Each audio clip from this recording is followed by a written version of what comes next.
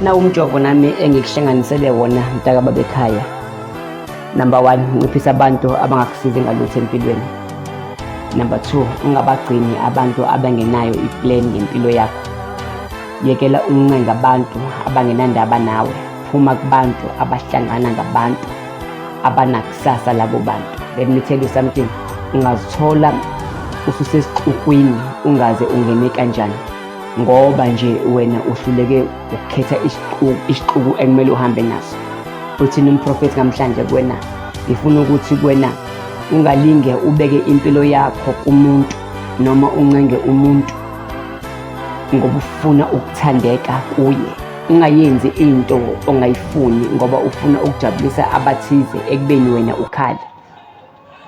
Empilweni yiba nezinto ezingamaphupho, ulilandele iphupho lakho ukuze lifezeke. Ngifuna ukuthi kuwena ungadikibaliswa izinkulumo zabantu uma ufuna ukuphumelela ngoba bazohlezi bekulandelisa ngamagama. Yiba nguwe, ungazami ukuzenza omunye umuntu ukuze nento oyenzayo ihlezi ibukwe nguwe.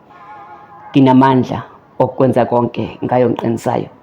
I am Prophet Musa Mtolo, the moving navigator is searching your breakthrough. uNkulunkulu akakubusise, akupha amandla, akakukhanyisele kukho konke. May the good Lord bless you. 2021 siyaphumelela.